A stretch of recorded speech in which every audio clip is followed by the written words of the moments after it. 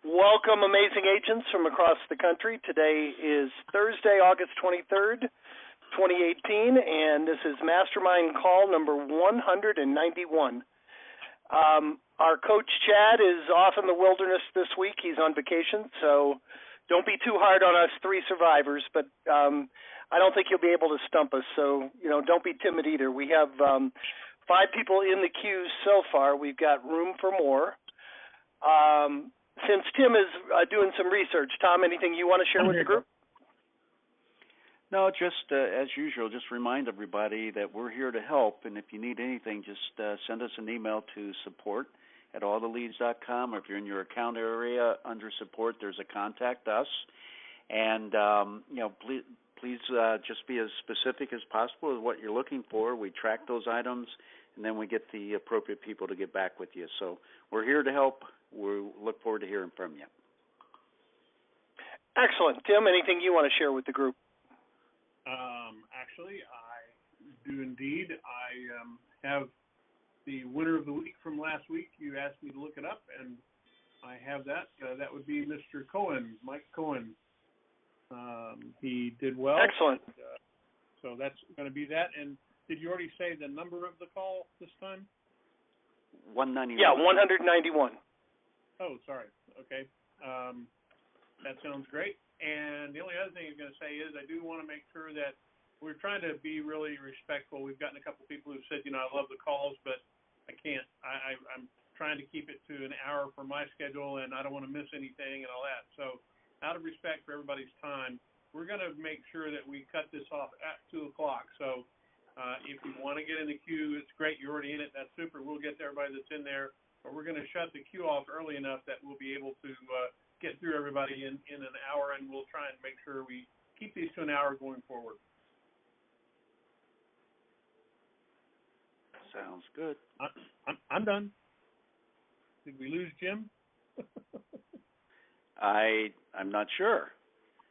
Jimmy is typing back to me right now, so I'm assuming Jim is also up in West Virginia. We're kind of all in the wind right now. Everybody's kind of taking a little bit of time. I'm actually sort of the only one that's at my normal home base, and so Jim is calling back in on his cell. Jim is up in West Virginia. Tom is in South Carolina, and I'm down here in Florida, and Chad, God knows where he is. We don't have any idea where he is. But anyway, Jim is calling back in, and he'll be on the call in a second, I'm assuming. If you guys are in the queue already, that's fine. If not, if you'll press *6 and 1, that'll get us going, and I'm waiting on Jim, but I'm going to also log into the control panel here in case he doesn't get back, and we'll take your calls. Just bear with me a second. Apologize for the short delay. But, nothing is perfect in this world. Bear with me. I'm now on the control panel, logging in. Jim, I am back. Okay, bud. Well, I was just paddling. My land got back. I think we're probably ready to take the first call. Excellent. Yeah, my landline went dead at the terrible time, and I'm back on my cell phone. All right, so we have plenty of people in the queue, guys. Thanks for the great participation. First up this week is phone number ending in 5916. You're up first. Joseph, can you hear us? Phone number ending in 5916. Are you there? I can hear you, but just noise. Can you hear us now, Joseph? I think Joseph is away for the moment. All right, Joseph, hit *6 and hit 1, and you'll go to the end of the queue. Let's move on to the next person. Next up is phone number ending in 5051. You're up next. Hi, this is Gloria Holt, and I'm out in Southern California. And hi, last week you mentioned that you were going to have a person on that has been successful with the attorney system or mailings. Are you going to have her on today? No, she is, again, busy on an appointment this week. She is in our Facebook group, and we will get her on the call just as soon as we can. But okay, can you announce that when you announce the the calls. Can you kind of note that? Because I can't make it to all the calls, but I wouldn't want to miss that at all. Absolutely, we sure will. In the meantime, just go to our Facebook group, and she has some pretty detailed information of her strategy and how it's working for her. And thank you for the reminder. I'll reach out to her and really try to get her live on the next call. Yeah, what's her name? I don't remember. Do you remember, Tim?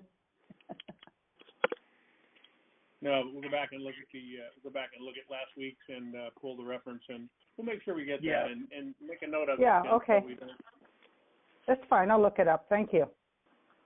Yep.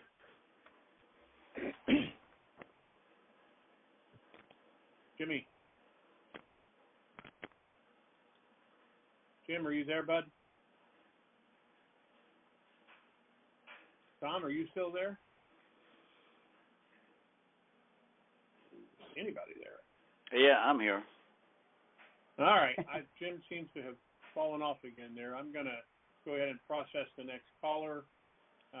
Call ending in 3669. Amy? That's me. Hi, my name is Amy, and I work with the Monterey Group here in South Florida, and I have a great story to tell everyone and share with everyone. We've been doing this business probably about, I guess it's been about for several months or so, and we've gotten in the several months without actually making all the calls because we're just getting heavy on the calls now. We've gotten 3 deals out of the mailings and the brochures that we've been sending out. My last one was a gentleman from Pennsylvania. His brother had died, and he came down here to take care of his business and everything. And I met with him over the last couple of days. He was only here for 2 days. He was overwhelmed, couldn't believe all the stuff that was in the house and everything. And I was able to go in there and ease his conscience. He met with his attorney, and she didn't have a realtor, what have you. So he signed an agreement with me yesterday, and we're his listing agent. And I think it's for $150,000. It's a 55 plus, but it's $150,000, and it'll sell fast because of where it's located. And it's just exciting because this program really works. It really does. Wow, that's a tremendous story. How long is this just your first round of output? No, we've done it. We've been working at it about 4. Oh, on that. Yeah, we don't touch it the second and third time, and that's our fault. We need to get better at managing the mail because, like it is labor intensive. We do have the staff to do it. We may turn that back over to you as we get some deals closed here and we recap some of the costs. But the calls themselves, they really make a difference. The people are, you always get a few calls that are negative, but that's going to be with any kind of cold calling. But overall, people are very receptive and they really want the help. Well, that's wonderful, and that's really, really good news. And we always, they just kind of, we certainly take the good and the bad, and everybody has challenges that they deal with, but it's always good to hear people that are doing well and being successful and being positive. And I know that the market that you're in is a very, very challenging marketplace. Competitive. So yes. It absolutely is. And that's the beauty of doing this. We know the system works, and we're all excited about that and excited to be working with you. So that's great. Oh, well, thank you again. And I love it. This is my new niche. So this is perfect. Thank you so much. Wow, that's awesome. Great story. Thank you so much, Mary. Please keep coming back and sharing as you get more successes. I'm sure you're inspiring a lot of people around the call. That's great. Thank you. All right. Next up is phone number ending in 3669. You're up next. Well, we just had her, bud. We did. All right. So phone number ending. That was Amy. Phone number ending in 8880. You're up next. Yeah, hi, this is Kevin. Can you hear me? We can, Kevin. Yep. Oh, good. So I have a question. I'm kind of new to this process. My wife is an estate planning attorney, and I wanted to get your guys' opinion on basically including her in marketing material when we send out letters. How do you think that would be received, or do you think it should be kept kind of separate? Well, I don't. Let me ask one quick question. You're saying that is she representing people on a regular basis in this process? Well, she's an estate planning attorney, so she's representing the legal them from a legal perspective. But what I was thinking we were kicking around was offering, not like including it obviously as a service, but just more of a direct access to her in the marketing materials. So, marketing each other like as a couple who's doing this versus kind of a generic referral to an attorney that I'm working with. Like, how do you think the difference of that could be perceived by the? Well, I think the perception would be great. I think you could also create a very nice narrative around that in the mail that you send out about why you wanted to focus on this market space because of her experience in terms of the market and working with people and how challenging it can be, particularly in regard to the real estate. That's why that's a great story from a marketing standpoint. Okay, great. Yeah, I was just, I was kicking it around, going back and forth. And these would be obviously letters going to the people who need the service. I didn't want to put it out there on a billboard, and exclude other attorneys from referring work to me. But, at the same time, I thought that if we could paint that picture of, two people working together towards the same goal and coming from a sense of contribution, a point of contribution, and offering that service together. Well, and I think the value of that. Go ahead, real quick, and I'll get off and let you talk, Tim. I'm not trying to horn in, but the other thing is you want to be sure that you don't, you don't step on the toes of other attorneys, because your value there, it's really more just building credibility for you, not so much for her. And the other side of it is it gives you a unique ability to work directly hand in glove with existing attorneys. So you get the great story when someone says, oh, by the way, my attorney's handling all that. You can say, well, that's great. My wife is an attorney and she does this for probate people all the time and helps people with estate planning. Who's your attorney? And we'll be glad to contact them as well. I mean, you're eliminating a huge objection sometimes that you get for a lot of people. That's one of the standard delaying questions you're going to get when you first talk to people. Oh, my attorney's handling all that. That's one of the first objections you can overcome. And you can say, that's great. My wife does that as well, and you've got a great way to get past that objection. Okay, great. Yeah, and I was going to ask, does she do probate also, or does she specialize in estate planning, or both? She does probate administration and estate planning. Okay, so I, like Tim said, we always say that separate from the probate attorney, Chad always says you want a financial planner, you want an estate planning attorney. Make it clear to people that your goal is that, when they pass away, when the heirs pass away, their kids aren't going to have to go through this. So, I would possibly try to differentiate a little bit and let her, focus on that aspect of what she does, and maybe downplay just a little bit the fact that she could be competing with the other probate attorneys out there. You follow me? Yeah, I believe so. Okay. Yeah. And what Tim said is, if you need help with the letter, adding that to the letter, let us know also. We're pretty good at tweaking those letters and making them fit your situation. Oh yeah, that would be awesome. Okay, thanks so much.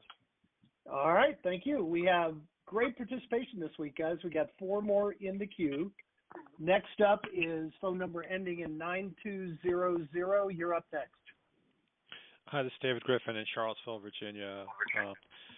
My question is, if we do research and we find out that a property attached to the probate has actually sold, is there any reason to send out that letter if in the first 2 months we find a sold property? Or is that the end of the road? Yeah. So here's the question. You're saying that you're showing that property sold, and I would say this to you. You have absolutely made an investment in that, and it's certainly worth potentially lobbing a quick phone call to anybody that you found that is showing it sold. What you may find is that that's one piece of property and there may be more, and you don't just want to let them go. It certainly reduces it from being one of your best targets because they may have already dealt with what they needed to deal with, and you don't necessarily want to go do that. But that doesn't mean that there's no value in that lead, even if it is sold. We have found people that, there are multiple properties in it. There are other things that are going on, but it certainly probably does reduce it. And that's why we built the CRM system, so that you can go in and flag those out and reduce your costs going forward in the second and third month. So kind of up to you, but I wouldn't just throw it away. If you're making your own phone calls, definitely worth a phone call just to kind of find out how it went and all that sort of stuff. And you may find there could be some other opportunities there. Okay. Yeah, exactly. The other opportunities, we've had a number of our clients tell us that they called where there was no real estate or the real estate was already sold, and that heir turned into a move-up buyer. They just inherited a significant amount of money. They ended up listing their house and buying a more expensive one. They could be, they could be interested in buying investment properties. So there's still other potential ways that you can help those people. So sure, I would agree. Just reach out to everybody and let them kind of let the chips fall where they may. Let them, determine how you can help them. Okay. Yeah, right. and Tom made an excellent point too. I didn't think about this. Are you basing that when you do it? Are you basing it on the last known address that we give you, or are you basing it on doing research onto the decedent's actual data? Yeah, the latter, onto the tax record of the decedent. Okay, great. Yeah, because we don't, obviously, if you were just basing it on the last known address, then I would say absolutely send your letters out. But if you're actually digging into the tax records, you're going further, and that's great. You're doing a good job there. Okay. Just a follow-up question. I heard on last week's call, or maybe the call before, that you guys were going to interview an attorney, and I was just searching the Facebook group, and I didn't see a recent call with an attorney interview. Did that ever come off? Oh, I'm sorry. You're talking about, Jim, I think he's talking about the one that we're doing here in Brevard with Paul's attorney. Yeah, our next Ask an Expert call is going to be with an attorney, and that will most likely be the first week of September. We'll let you know ahead of time. Oh, okay. We have not done it yet, but it is coming soon. Okay, very good. All right, does that help? Yep. Yes, sir. All right, awesome. Thank you, guys. Great participation. 4 more in the queue. Next up is phone number ending in 1616. You're up next.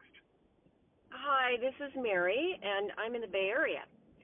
And hey, Mary. I have a kind of a cool win, and I also have a struggle. So I'll do the win first. It's not a total win, but I think in light of the questions today, it might be. I took a blurb that I'd written on my website about why I went into doing probate work, and I crafted a letter that just had that right in the middle of the letter, and just hi Rick, or hi John, or hi Sue, or whoever the attorney's name was. And every time you had an email address, I just sent it off to the attorney as well. So it was really, all I did was change the salutation. And I get a 50% hit rate on it, with the attorneys writing back to me and saying, make an appointment, come in and see me. Wow, that's phenomenal. In your market, that is amazing. I sent one yesterday, and he got back to me within 5 minutes. And I think one of the reasons is that attorneys are so disciplined to read their email. So at least they opened them. Yeah, that's awesome. If that email address is there, you're making a really excellent point about that. Particularly if they're individual practitioners. One of the things that we have found in talking with attorneys is that a lot of folks who are in fact doing probate and are probate attorneys, it's not a huge practice. It's usually a very practice specialty market, and they're usually individual practitioners, or it's an attorney with a PA and a secretary, and that's really what they built their business around, because it's a solid business, very dependable and pretty straightforward. And if you just made a really, really good point. They are quite disciplined to answer that. The challenge sometimes is that we don't always get email addresses. It always depends on what the court provides in terms of pulling that data down. And you're fortunate that it's there. And, kudos to you for reaching out to do that. That's something that I want to go take a long, hard look at our data and kind of see where we have it. And that's a great idea. Well, you're absolutely right, by the way, that every one of them was an individual shop, because all their emails, it would be like John Collier at collierlaw.com, and you could just tell that it was just John. And then the other thing is, it made me think, well, I should take the same letter I'm emailing out, print it, and send it in the mail to the lawyers that I don't have I don't have their emails on and see if I get responses by sending it in the mail. I think anything you're going to touch is going to turn to gold. You're doing a great job in one of the toughest markets there is. Well, that part is easy, and maybe it's because in the Bay Area, most attorneys that practice anything other than probate associate with large firms. I don't know. Maybe it's just kind of the way it works here, but I am getting hung up on a ton. For some reason, I get the attorneys to listen to me, but I don't seem to be able to get the individuals. Before I can barely say anything, they say, thank you, don't need it, and hang up. So you don't even get a chance to rebut their objections because they hang up so quickly. What would you recommend? Calling back a week later, or what do you think? And it's usually the women, by the way, that do that. I've never had a man hang up on me. It's always the women. Yeah. Mary, have you listened to our role play calls? Well, I've gone through some of your role play calls, and I never quite find ones that kind of play out like what I'm running into. So, but I haven't obviously listened to every one of them because you spend a lot of time filtering through them trying to find ones that pertain. So I haven't. Yeah, you can run your mouse over it. It'll tell you what was covered. We have covered that a few times in the call. Chad always says, try to let them answer their objections ahead of time. Let them know who you are, why you're calling, how you can help them real quick. And then if they don't even let you get that out, if you can come up with an effective pattern interrupt just to get their attention before they hang up. Are you getting like, I've got everything handled? Or are you just getting... No, I don't get anything. I get, okay, no thank you, clunk. So the minute they hear the word probate, they're like, I'm off this call. So I'm wondering if I should just leave probate out of the introduction because it seems like they've already got their defense armor on. Yeah, you want to let them know in the first 10 seconds that you specialize in helping people that have inherited property, maybe not say the word probate. If where I was going to go, we've talked about this numerous times. If they say they've got everything handled or they just absolutely don't need you, you could just say, okay, fine, I'll let you go. It sounds like I caught you at a bad time. So let me just ask you, you've already switched your insurance, right? Or, let them know that there's some value you can bring to them before they can hang up. And if they do hang up, I mean, you either caught them at a bad time or they're just not interested in dealing with it right now. I absolutely would call them back. Put them on your. How often are you calling these people? Well, in a situation like that, how often would you call them back? Well, I haven't. That's what I was calling to ask if you think it's. I mean, I make like 250 cold calls a week for my regular Boomtown practice, and I love making those calls. I have no problem making those, and I rarely have a bad experience. I've had the worst experience. Everybody laughs and says, you better start doing your Boomtown calls last because you struggle more with your probate calls. And, of course, I like to do the Boomtown calls first because they're so easy for me. And I just don't have my footing on the probate calls yet. I just don't feel like I have my script down because I get hung up on too quickly that I can't even respond. Yeah. Are you trying to, after you introduce yourself, are you trying to close with an open-ended question like, what's been the hardest part about this for you so far? Try to ask them an I never get a chance to ask a question. They hang up so freaking quickly. I mean, they really just say, not interested, boom. Like I have to admit, I've done that to solicitors before too. Now I feel bad for them. Let me ask you a quick question. How are you starting the call? Tell us how you actually begin. Okay, I say, hi, my name's Mary Hawley, and you may have received a letter from me last week. Do you recall it had a pen in it? Clunk. Okay. No, right, so thank you. Clunk.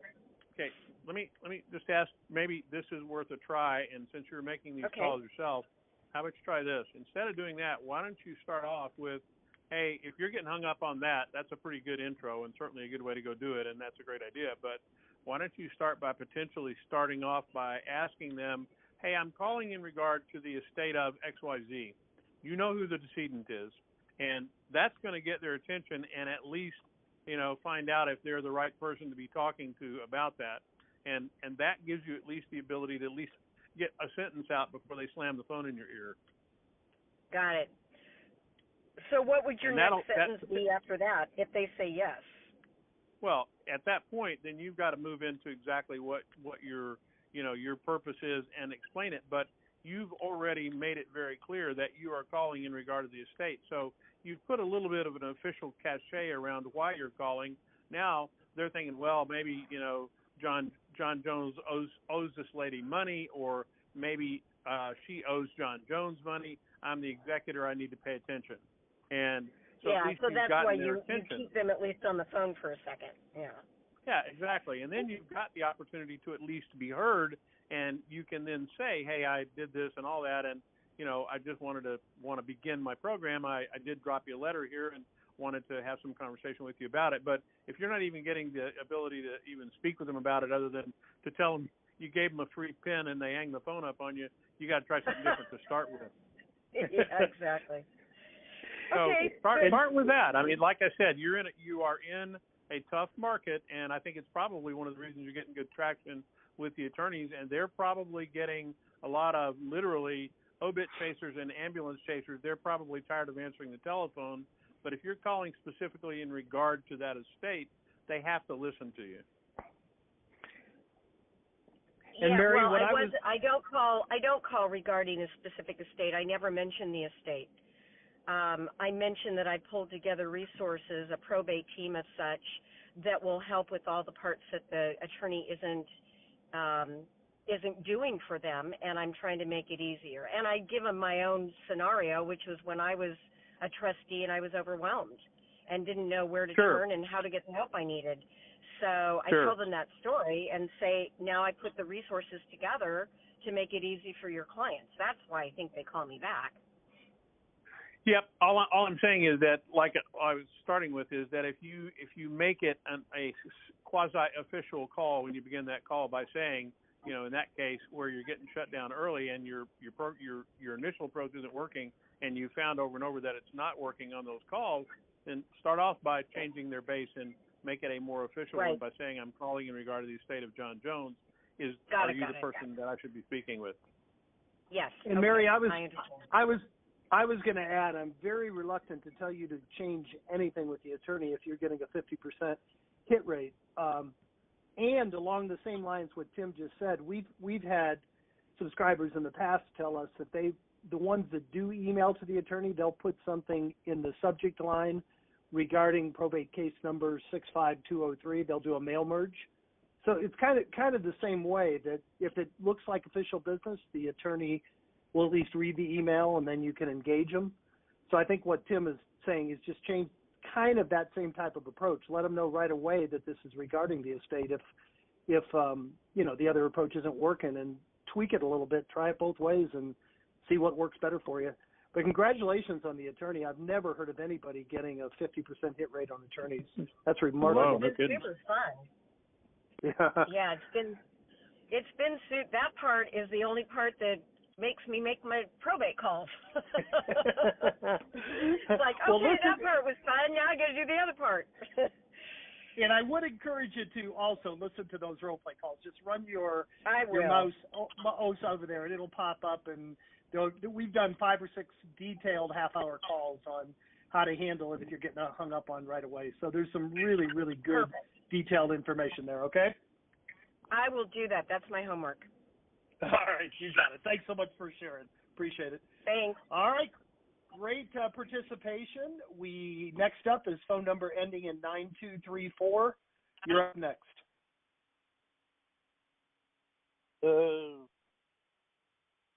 That's you, Chad. Yes, sir. Are you there, Chad? 9234. Chad, are you there? All right, Chad, hit *6 and hit 1 again and get back in the queue because we're not hearing you. One more time, Chad. Yeah, you're breaking up real bad. Can you hear him, Tim? No, I don't hear anything, bud. Okay, let's move on to the next one. Next up is phone number ending in 6248. You're up next. Good morning. This is Joyce from Orange County, California. We are working on the attorney process that you recommended, and we are following your advice and just stopping in to the attorney's office. And we have not gotten first of all, nobody's ever in when you're there, when you stop in, or so far nobody has been there. We have left our cards and asked the receptionist if she would ask the attorney to give us a call. We'd like to spend, 5 or 10 minutes with them introducing ourselves and seeing if we can establish a referral situation with them, because we have clients who need probate attorneys and we have clients who need estate attorneys. And so we were just looking for a 5 or 10 minute appointment if we could. We average about 1 out of 3 that call us back. So I'm trying to figure out what's the best thing we should do. Well, first of all, 1 out of 3 is not a bad hit rate at all. When they call you back, are you establishing a relationship? Are they interested in doing business with you? Well, they give us an appointment. So, and so far we've asked, we've gone in and we've explained our services and what we're doing, and asked if they would be interested in partnering with us, and if we could refer clients to them. And they have been open. We haven't gotten any referrals back from them as yet, but I'm just wondering if we're doing it right. Yeah, well, you're showing up, which is half the battle.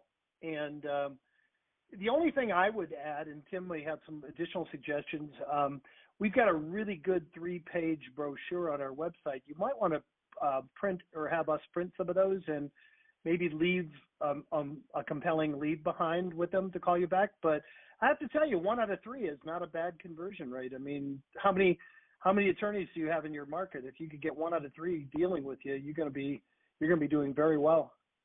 Do you have a recommendation about how you can actually do the next step to foster an actual referral from them?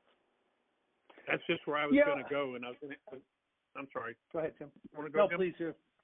No. I was going to say, the only thing I was going to say is that, if you've got 1 out of 3 of them, willing to chat with you and you establish that relationship, it's just like we work with various people as affiliates for what we do. And one of the things that we found when we went back and looked at our affiliate program was that we kind of, we started them. We'd get somebody who said, I would like to potentially refer some folks to you that I know that might benefit from, getting probate leads in their counties. And we said, great. And we have an affiliate program to do that with them. And we weren't doing much to monitor that, and we weren't following them. And some of the larger folks that we work with, they do that well. But we realized we weren't doing a real good job of following up on them either. And it really needs to be pretty solid religious activity on your part, that at least once a month, drop them an email, kind of tell them what's going on. And I would tell them that, as a result of my work, I was able to listen to or I was able to get an appointment and pop a listing in this particular marketplace. And I helped Sally and I helped Joe, and wanted to let you know that. And I continue to build my probate business. And every month, be in touch with them. Drop them a note, anything like that. You've got to get kind of, it's always whoever's top of mind. And once you establish that relationship, you'll be their go-to person. But you kind of got to get in front of them and do that. But if you've got 1 out of 3, you're doing a tremendous job. The lady that was on before, getting half of them in San Francisco, and you're doing or in the Bay Area, and you're doing the same thing in your market. Attorneys are very, very hard to get that kind of results with. You're doing a great job. I mean, just make sure you follow up and stay in their face all the time. So you think that if a monthly email might incent them to to give us referrals? I would do an email. I would do a regular letter. I mean, you're not dealing with that many of them. Not going to be all that expensive for you to go do it. I might even consider, if I were you, putting it on some sort of an autopilot program that you just create a going forward program. We're actually considering putting something like that together for folks who want to almost deal with their attorneys sort of as a newsletter, and that's kind of what I'm suggesting, that every month you either get them an email out or you put them something out in print, send it directly to them. Thank you for being willing to work with me, and just wanted to keep you up to date on what's been going on in my business. Looking forward to getting some referrals from you. And by the way, I'm going to send you a couple of people, and every chance you get, if you talk to someone who isn't working with an attorney and hasn't done what they needed to do, shoot them a referral. Nothing's going to get their attention faster than that. Sounds good. Do you expect to have the role play call next Wednesday with Chad out? I do not know the answer to that. I think Chad was going to try to do it. I think it depends on where he ends up from being out in the mountains. He was delayed getting there. He had some vehicle trouble, and he's been out of contact with us. We know he's alive. That's about it. So I can't really answer your question. Can't really answer your question, but if you're having specific problems or anything that you specifically want to get some help with, Jim can certainly help you do that. If you'll just drop a note to support, I'm sure Jim be happy to work with you. Well, that's great. And sure, absolutely. Thank you for your help. Thank you, Joyce. Great results with the attorney. Congratulations. Thank you. All right, guys. Perfect timing. We've got 4 more in the queue, and that'll probably take us pretty close to the top of the hour. Next up is phone number ending in 5573. You're up next. Hi, my name is Tom. I'm in San Jose in the San Francisco Bay Area, and I just started calling this week. So just wondering, what advice you have? Well, have you watched the fast track videos? Have you done the orientation call with Tom? I have. I've done all of that. In fact, I've got an appointment tomorrow, so I've got a listing appointment with somebody. Awesome. Already. So I was real excited about that. But just wondering, do I need to do a letter? Is that what it looks like? That's what you guys recommend? Well, I would go ahead and go on the appointment. You don't have to send them a letter first, since you already. Right. How did you get that appointment? Did you just pick up the phone and start calling? I just picked up the phone and started calling. A friend of mine's doing this in Seattle, and he told me to just stop thinking about it and just pick up the phone and call. And wow, that is awesome. I would certainly never tell you not to call. We find that the 1-2 approach of the letter and the call is the most effective. Okay. But certainly, congratulations on taking immediate action. The letter introduces you, and also a percentage of these people are going to be ready to do business with you right away, Tom, which you already found. Probate leads season very well. You will have people that will put your letter away and call you a year later where they probably won't save your voicemail. So, if you only call, you're probably going to only deal with the people that are ready to do something right now. If you only send letters, you may get lost in the stack of mail. The combination of the two really seems to work the best. But you certainly do not suffer from call reluctance. So how many calls did you have to go through before you got an appointment? Actually, that was 2. I probably made about 15. Okay, great. And I was calling some older leads. Okay. They were from May. Yeah. No, good for you though that that you're taking immediate action. And sometimes if you're calling older leads, the newer leads absolutely send a letter. I would never say don't send a letter to the older ones, but you picked up the phone and you got an appointment right away. So great job with that. Is there anything else specifically that you need help with? No, I was going to treat it as a typical listing appointment. I guess one question I have is, how much of the probate process do we need to understand to do this? I have in my head that I need to understand, the probate and how it all works. Yeah, that's a great question. What I always tell people is they have an attorney that understands, and honestly, out of the 4 members of our team, Chad understands the actual process better than I do. But their attorney handles the nuts and bolts, the legal aspects of the probate process. You're really just dealing with a motivated absentee owner most of the time. Really the only glaring difference with this is the motivation is normally higher than your average seller, because they own property they weren't planning on owning. And the only thing is essentially you need to do differently is as soon as you get the property listed, call the attorney. And now you've got a good excuse to reach out and try to bond with the attorney and say, hey, I just listed the Johnson estate. Can you tell me when do you anticipate the probate will be completed? And then just put a comment in the multiple listing, probate in progress, please date contracts to close on or after November 15th. And when you get a contract, you just got to put a contingency on there that it's contingent on the successful closing of the probate. But it's a pretty minor contingency. It's certainly not like a short sale. They all eventually close. And so I hope that makes you feel a little bit better. You don't need to know a lot. You just really need to know how you can help the people with the services that you offer. And, that's all they really care about. They have an attorney that handles the legal aspects of it. Okay, but on the new leads that I got, I should send out letters on those. I would. How many leads are you getting per month? I think I got about 40 for Alameda County, one of the counties. Okay. I'm on the wait list for my county in San Jose. Okay. So then I bought old leads. I went back 3 months, thinking that maybe the probate would be close to completion and maybe they haven't signed with anybody. Yeah, no, that's very smart.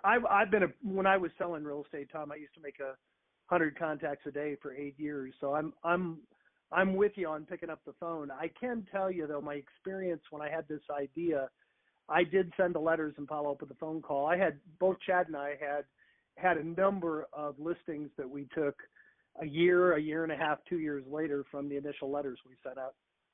So, a percentage of these people just have not, they're not past the grief yet. They're just not ready to deal with it. They will put your letter away and they will call you later.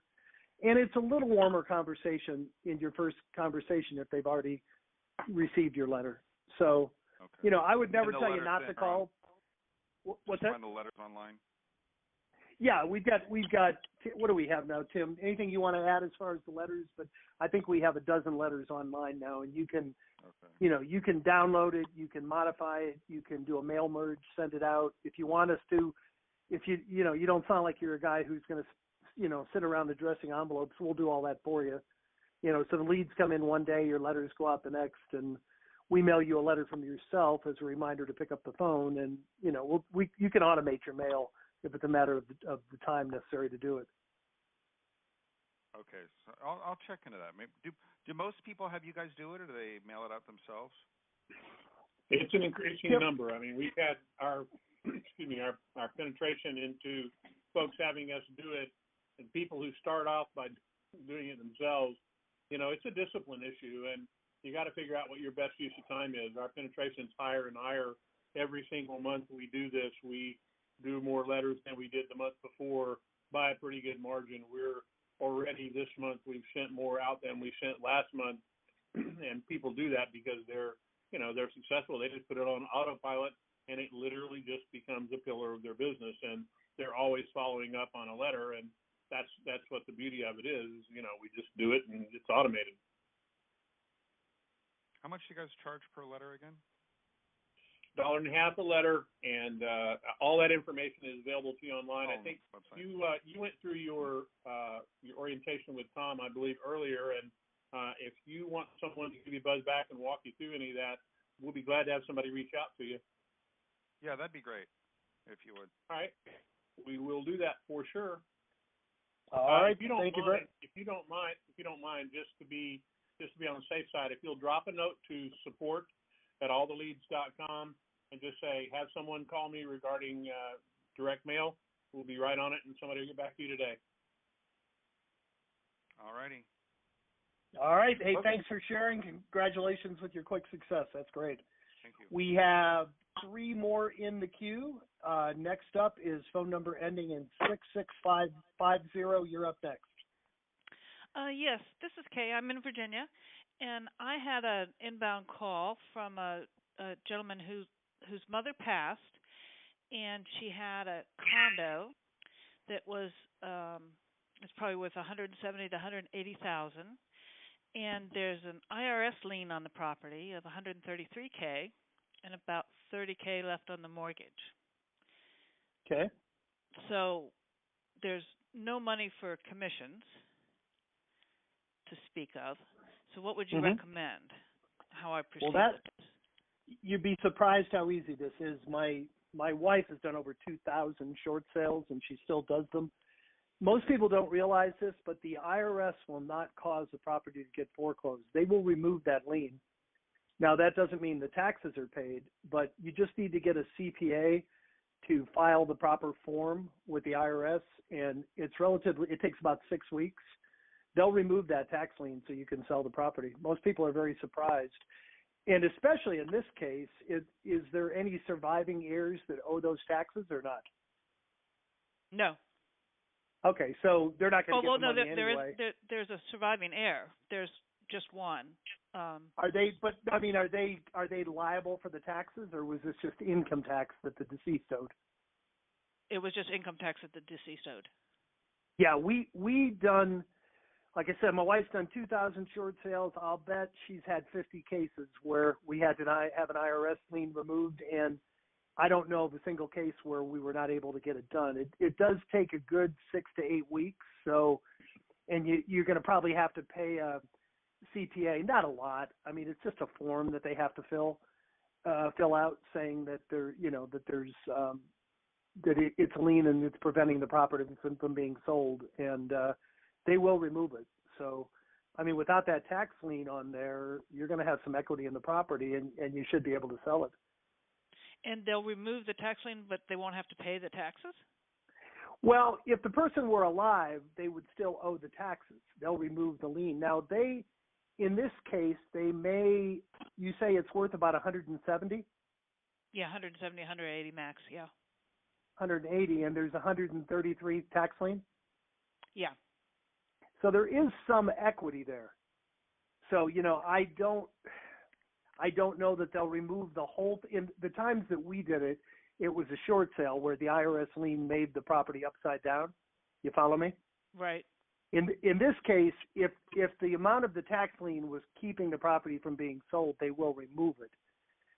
That's a really good question for whoever your CPA, or I don't know that they will take a short pay. Tim, do you have any expertise on that? That's a kind of a different case. If there's enough equity to pay it off, then it may be a different situation altogether. Well, here's the main thing to keep in mind: the IRS is not going to be a property owner nor a landlord, so they're always willing to do negotiated settlements on anything. So that's kind of the point: is that that you're dealing. It's not like the bank. The bank has the ability to potentially take the property and go remarket it. The IRS doesn't typically go do that. They want to get it over with, and they're in the business of settling and moving on. And like Jim said, the best answer there is to, first off, get the people that you're dealing with, get their trust, and put them together with the right CPA to get this done. At least get a consult from a CPA and say, look, let's figure out a way to get this done. I'll help you. Now you're in charge anyway. You've got nothing to lose by taking a good whack at it. Find a CPA to have that conversation with who is experienced in dealing with the IRS, because half the time, anybody who does a tax practice, half their time is spent on the phone with the IRS. And so they're used to dealing with all that, and they'll be happy to work with you. But I think Jim's right. I think you can probably get the lien, certainly if not completely released and off, you can get enough of it released where there's equity in it, and you can get paid, and you do a negotiated contract, do your normal proceeds coming right out of the top. It just becomes kind of like how a short sale would get negotiated anyway. And Jim's wife Pam can help you with that if it became a short. Now you said there's a $50,000 mortgage, right? Is that what you said? 30, about 30K left on the mortgage. 30. Yeah, so it may just be, if it's worth 170 between the IRS lien, it may be between the closing costs and everything, there really isn't any equity there. So that's generally, in our experience, all you have to do is have a CPA show the IRS that there's no equity, and we've always been able to get them removed. So, but like Tim said, worst case, even if they just took if you got it removed, then you'd be a hero to the heirs. If you even got it reduced enough that they got some proceeds out of the sale, they're certainly better off than they are now. Right. And you may also find that the holder of the 30K mortgage would be worth some conversation with them. They might be quite willing, because the way it looks right now to them, they may get written off in the deal anyway. And if you were able to work it out and do a negotiated deal with them to give yourself a little room, they might be willing to help you out as well. I mean, it's like everything else. There's always a deal to be made somewhere. Somebody's going to buy that house, and you might as well be the one that helps them get it done and, get something out of it. This one's got a lot of hair on it, but what a great story it'll be if you can pull it off.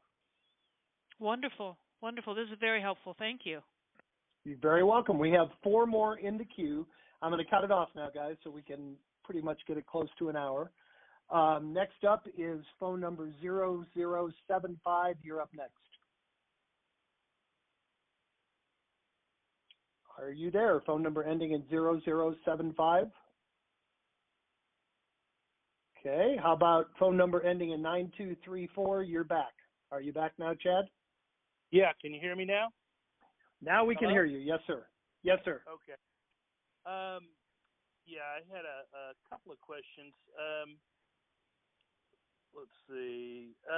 When I was doing sales letters, I finally got one approved, but my difficulty with my broker and everything, first of all, not having any sales experience, and I guess, I have a lot of experience in real estate, so it's not like I'm a complete newbie. I've been here, and I'm an appraiser and everything else. It's just, when you're writing that letter, it was real difficult to write the letter in a convincing way that you're not lying. Okay. Does that make sense? Did you use our templates, or did you write one from scratch? No, I took your templates, but I had to modify them. And my broker was really pretty picky about, well, you can't imply there's, more. They didn't like me using team, so I kind of had to say, like I have a network of professionals and that kind of thing. Okay. So I guess my question was, are we doing the mail for you? I'm sorry, I didn't interrupt you. Are you doing it yourself? yourself? It went out this week. Hopefully, okay. I should be making calls tomorrow or the next day. Okay, perfect. But my question was, I guess, would y'all have ones for people that didn't have a lot of background or a good personal story like that, other than the ones you have out there?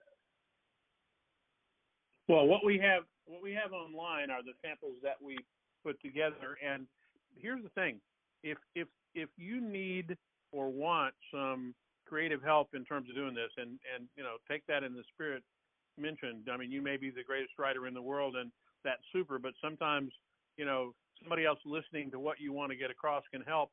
We got people that will help you do that, and can certainly help you put some content together that would make you feel that you're representing yourself most appropriately. And if there's anything that we can do to help you do that, just drop a note to support and say, hey, need a little creative help on my letters, and one of us on our team will get back to you and work with you on that. Okay, yeah, I may do that on another one because, like I say, if the letters work, I wanted to modify them the least possible, but I really had to do a lot of modifications. Sure, and that, like I said, they're there, and this is one thing that we probably ought to say this on every call. I don't think there's a week that goes by that somebody doesn't call in and wants to talk to support and do this and say, I really like the letters, but I don't have in my market XYZ, whatever's in the letter that's a sample of something. We got a question today about someone was asking about an auction platform, and we used a sample letter where we'd actually referred to an auction platform, and they wanted to know where our real estate auction platform was. And, we always have to say the same thing, even though we put it in bold writing and say, this is a sample, change the copy. It really is there strictly to help you get that done. So, anything like that we can help you with, we're all over it. And we love to do creative copy and help folks create great letters.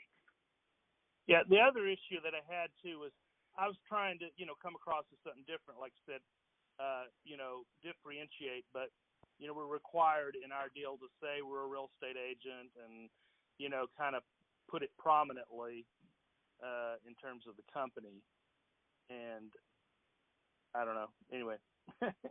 Well, that's a good thing. I mean, that's exactly what you are, and there's no reason not to do that. But there are certainly ways to express it. But I'll also say this: if you got a tight broker who's being really picky about what they're saying, you've got a letter that's working.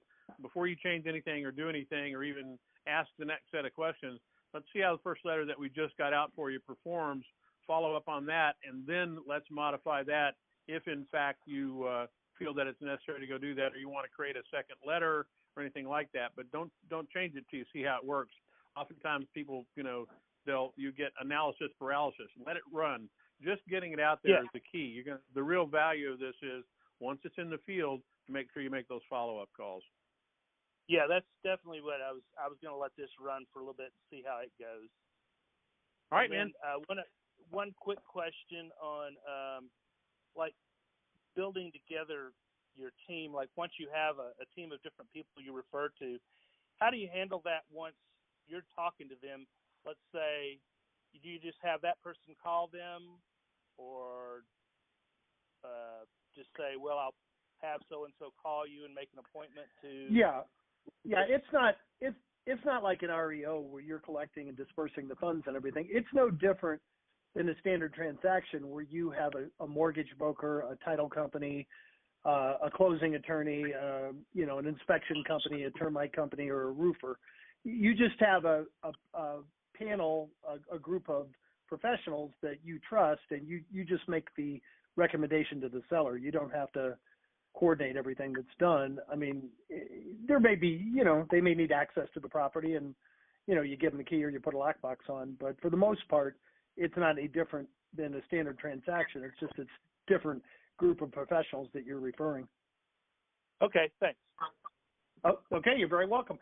2 more in the queue, and then we will be done for the day. Next up is phone number ending in 7487. You're up next. Hi, this is Collette in Houston. Hey, Collette. Hey there. Hi. So this is kind of a follow-up to the caller that was talking about the IRS liens on the property.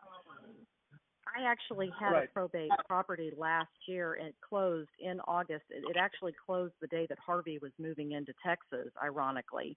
And that particular client did have so many liens, including a huge IRS lien, that we didn't find out about until the escrow and the title company started doing the title search. So if the family is in a situation where they cannot afford a CPA, as this particular client was, we actually worked with the escrow officer at the title company, got in contact with the IRS. We got the IRS to reduce. Now, they didn't totally take it off, but they reduced it enough that as we presented the seller net sheet with all the fees, they reduced it to match that so that she closed out with 0-0, but everybody was able to get paid, including the taxes, the IRS, and the brokerage. So we worked it out to where everybody got what they needed, and the IRS would agree to match that. So if this particular client is in that situation where they're not going to be able to afford to pay a CPA to do that, that is another route that you can go, but you do have to let the title company, know what the situation is. You'll have to work with the title company. You'll have to know what all the fees are, and then if you'll present that to the IRS, they will actually either remove it or reduce it to where everybody can get to the closing table. So I just wanted to kind of add that in because not everybody can afford to go in and bring in a CPA to the transaction. Great point. Thank you for that. Thanks for the expertise and for the story. That's awesome. Appreciate it. Yeah. You're welcome. You're welcome. Okay. That's it, guys. Have a great day. Okay, you too. Last up this week, and we're going to run just a few minutes over. Last up is phone number ending in 6337. You're up last. Hey, Jim, it's Ellen. Hey, Ellen. I'm going to keep this brief. I, too, am calling as a follow-up to the IRS problem. If you want to give that agent my number, I had a client that had a $72,000 IRS lien, and I got it completely wiped out and a $6,000 refund for the client. So I have a lot of experience working with the IRS. One of the things that the IRS offers that most people don't know about because they kind of keep it a secret is they have an advocacy program. So you can call the IRS and get an advocate, and they will work through the best solution with you. And then because the IRS is their own advocate, they tend to give them a higher priority so you can get things done faster. I was able to accomplish that in 30 days. And good to know. Thank you. Yeah, so the advocacy program is pretty good. And if, that agent wants to talk to me about, I'll be happy to help her. And two, a lot of people can't afford a CPA to handle the IRS problems because you do sit on the phone for hours and CPAs charge you by the hour. It's not a difficult process. And, I certainly wouldn't, if the people can afford a CPA, I would certainly, push in that direction. But if they can't, you really have an opportunity to be a hero. That is awesome. Ellen. Hey, Ellen, let me ask you a question. So that's a very good point. I'm taking the same deal that the caller had, where they've got a short first that's on there that's still in place and a large IRS lien. Do you think that there is any value in having some discussion with that short first along with that, or tackle the IRS piece before you even bother to talk to the first? Personally, and Jim can probably support this, to do a short pay on a $30,000 lien, they're going to want, all their paperwork, blah, blah, blah, blah, blah. Then, they have a process, and you have to check off every box in their process. So it doesn't matter that it's $30,000 or $3 million. It's still the same process. And ultimately, I guess I would do both at the same time. That's what I would think as well. That's why I was asking. Rather than, you're absolutely correct. I mean, you're giving great support for the process of the IRS, and I know that the IRS is definitely wheeling and dealing and getting stuff done, and that information you gave us is priceless. I just think also that without getting in touch with the other lien holder, there's just information that you might need, and if you have it in hand before you call the IRS, you know where there's any other hair in the deal. That's kind of what I'm getting at. There may be other things that first knows that could be helpful to you. Absolutely. Yep. And, the fact that it's only $30,000 on a $170,000 process, they've already collected their profit. So, and you have a death certificate, so you're not going to have to submit, paycheck stubs and tax returns and blah, blah, blah, blah, blah. I would submit for my short sale package, the death certificate and a preliminary title report and highlight all the liens that are on the property and the seller's net sheet and see if I could get, some kind of short sale approval with minimum participation. Right. Yep. Right. Yeah, no, great point. Thank you. I can tell you've done probably as many as my wife has, which is pretty rare. No, I think I've done like 300 short sales. That's a lot. Short sale was I got a short sale approved in 48 hours. So wow. That was a miracle.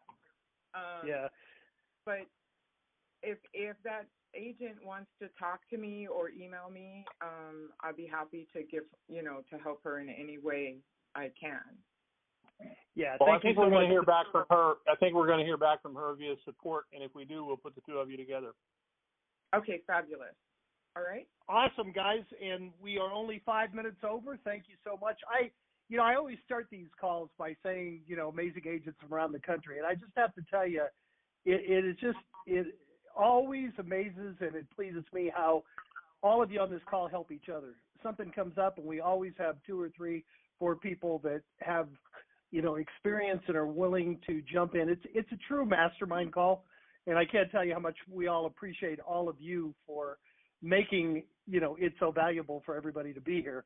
And I always like to end these calls the same way. You took the time to be here. We had a great exchange today. We had 4 wins. I think we're going to have a hard time picking our winner of the week, but you were here. You heard some great stories. I challenge each and every one of you to take one thing, one thought, one idea that inspired you on today's call. Go out and put it into practice and come back next Thursday and share it with the group. And by the way, the role play call is a week from Wednesday. It's not next Wednesday. So we will plan on doing that role play call a week from Wednesday, and we will see you all next Thursday. Have a great week. Thank you so much, guys. Take care. We'll talk to you soon.